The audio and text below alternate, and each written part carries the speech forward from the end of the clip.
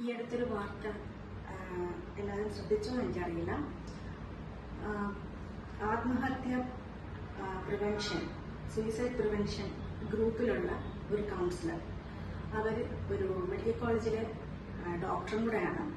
അവർ suicide ചെയ്തു. അതായത് suicide prevention ഗ്രൂപ്പിലുള്ള കൗൺസിലറായ ഡോക്ടറാണ് സൂയിസൈഡ് ചെയ്തത്. എത്ര പേരെ ശ്രദ്ധിച്ചിട്ടുണ്ടാവും എന്ന് എനിക്കറിയില്ല. ശ്രദ്ധിച്ചിട്ടുള്ളവരെയൊക്കെ ഒരു കമന്റ്സ് ഇങ്ങനെയായിരിക്കും ഒരു പക്ഷേ, ചങ്ങലയ്ക്കും ഭ്രാന്തും. അങ്ങനൊരു അവസ്ഥയുണ്ട്, എല്ലാ മനുഷ്യരിലും ഉണ്ട്. ഇപ്പോൾ ഞാൻ എന്ന കല വ്യക്തിപരമായി കടന്നുപോയ ഒരുപാട് ട്രോമാസ് ഉണ്ട്. അറ്റ് ദ സെയിം ടൈം ഞാൻ ഒരു കൗൺസിലറുമാണ്, കൗൺസിലിംഗ് സൈക്കോളജിസ്റ്റാണ്. വ്യക്തിപരമായി കടന്നുപോയ ട്രോമാസ് ഓരോരുത്തർക്കും ഓരോ തരത്തിലായിരിക്കും. അവനവന്റെ ദുഃഖം വലുത് തന്നെയല്ലേ. അപ്പോൾ ആ സമയത്ത് എനിക്കെപ്പോഴും തോന്നാറുണ്ട്, കർമ്മമാണ് ഈശ്വരൻ എന്ന് പറയുന്നത് എൻ്റെ കാര്യത്തിൽ വളരെ കറക്റ്റായിരുന്നു. കാരണം എൻ്റെ തൊഴിൽ ഇതാണ്. ഞാനിപ്പോൾ 24/7 എൻ്റെ ജോലിയിൽ മുഴുകാൻ തുടങ്ങി. എവിടുന്നൊക്കെയോ ആരൊക്കെയോ എന്നെ തേടി വന്നു, അവരുടെയൊക്കെ കഥ കേട്ടുകൊണ്ടിരുന്നു. അവരോട് ഞാൻ പറയുന്ന പോംവഴികൾ ഒരുപക്ഷെ അത് എനിക്കും കൂടി വേണ്ടുന്നതായിരുന്നു. അങ്ങനെയാണ് പതുക്കെ ഞാൻ ജീവിതത്തിലോട്ട് പിടിച്ചു കയറിയത്.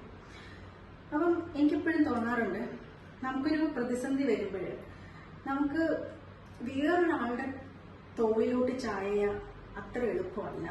കാരണം മനുഷ്യരെല്ലാം അങ്ങനെയൊക്കെ തന്നെയാണ്, അത് അവരുടെ കുറ്റമല്ല. ഒരു പ്രതിസന്ധി വരുമ്പോൾ സ്വന്തം നിഴലും നമ്മുടെ പുറകെ കാണാനില്ല. അപ്പൊ ഞാനും അങ്ങനെ ഒരു സ്റ്റേജിലായിരുന്നു. ഒറ്റപ്പെട്ടപ്പോഴത്തേക്കും അപ്പുറത്തെ സൈഡിൽ നിൽക്കുന്നവരൊക്കെ ഏത് യുദ്ധത്തിലും, ഞാനത് ഭയങ്കര കോമഡി ആയിട്ടാണ് സത്യത്തിൽ ഇപ്പം കാണുന്നത്, ഏത് യുദ്ധത്തിലും എനിക്ക് നേരിടേണ്ടി വന്ന ഏത് യുദ്ധത്തിലും ഒന്നുകിൽ അപ്പുറത്തെ സൈഡിൽ നിൽക്കുന്ന ആൾക്ക് പാവം എന്നൊരു ലേബൽ ഉണ്ടാവും, അതല്ലെങ്കിൽ എന്താ പറയാ, എല്ലാവരുടെയും ഒരു ദൈവമായിരിക്കും. ഇങ്ങനെയൊക്കെ ഉള്ളവരാണ്. എന്തൊരു വിചിത്രമായ രീതിയാണെന്ന് അറിയത്തില്ല ദൈവത്തിന്റെ എനിക്ക് യുദ്ധം ചെയ്യാനായിട്ട് മുന്നിൽ വരുന്നത്. അതുകൊണ്ട് തന്നെ സ്വാഭാവികമായിട്ടും ഞാൻ വളരെയധികം ദൂഷിക്കപ്പെട്ടിട്ടുണ്ട്. എന്റെ ഭാഗം തെളിയിക്കാൻ ഞാൻ നിന്നിട്ടുമില്ല. കാരണം അതിൽ ഒരു കാര്യമില്ല. ഞാനപ്പോൾ ചെയ്തത്, എന്റെ ഭാഗം ക്ലിയർ ചെയ്യാൻ നിന്നാല് അവിടെ ഞാൻ തോറ്റുപോകത്തേ ഉള്ളൂ. കാരണം ഒന്ന് ഞാൻ പറഞ്ഞല്ലോ, ഈ പാവം എന്ന ഒരു ലേബലുള്ള ആളുകളായിരിക്കും, അതല്ലെങ്കിൽ എല്ലാവരുടെയും കാണപ്പെട്ട ദൈവമായിട്ടുള്ള ആളുകളായിരിക്കും. ഈ രണ്ട് കൂട്ടരായിരിക്കും എനിക്ക് യുദ്ധം ചെയ്യാനുള്ള പ്രാപ്തിയില്ലായിരുന്നു. അപ്പോ അതുകൊണ്ട് തന്നെ ഞാൻ എടുത്തൊരു സ്ട്രാറ്റജി ആയിരുന്നു കൂടുതലും എന്റെ പ്രൊഫഷനെ സ്നേഹിക്കുക എന്നുള്ളത്. പ്രൊഫഷനെ എന്നെ പോലെ ഒരുപാട് പേര് അന്നേരം ഉണ്ട് എന്ന് എനിക്ക് മനസ്സിലായി. ഞാനൊരു മാലാഖയൊന്നുമല്ല, ദൈവം ഉണ്ടേ ചെകുത്താനും ഉണ്ട്. എന്നിൽ നല്ല അംശം ഉണ്ടെങ്കിൽ എന്നിൽ ചെകുത്താനും ഉണ്ട്. അപ്പൊ രണ്ടും ഞാൻ തിരിച്ചറിഞ്ഞു. അതുപോലെ തന്നെ ആ ഡോക്ടർ കടന്നുപോയ സ്റ്റേജിൽ, ജീവിതം മതിയാക്കാം എന്ന് തോന്നുന്ന സ്റ്റേജിൽ ഞാനും എത്തിയിട്ടുണ്ട്. പക്ഷെ ഒരു വാശിയുണ്ടായിരുന്നു ഉള്ളില്, തോറ്റു കൊടുക്കരുത്. ആരോട് തോറ്റു കൊടുക്കരുതെന്ന് എന്നോട് തന്നെ തോറ്റു കൊടുക്കരുത് എന്ന് എനിക്കൊരു വാശിയുണ്ടായിരുന്നു. ഞാൻ എന്റെ മുന്നിൽ തോൽക്കരുതെന്ന് സ്വന്തമായ യുദ്ധമുറകൾ കണ്ടെത്തി അങ്ങനെ ഞാൻ മുന്നോട്ട് വന്നു. അപ്പോൾ എനിക്ക് ഒറ്റ വാക്കേ പറയാനുള്ളൂ, നമുക്കൊരു പ്രതിസന്ധി വരുമ്പോൾ ആരും കൂടെ ഉണ്ടാവണമെന്നില്ല. അപ്പോൾ നമുക്ക് ഇഷ്ടമുള്ളൊരു പാഷൻ കണ്ടെടുക്കാം.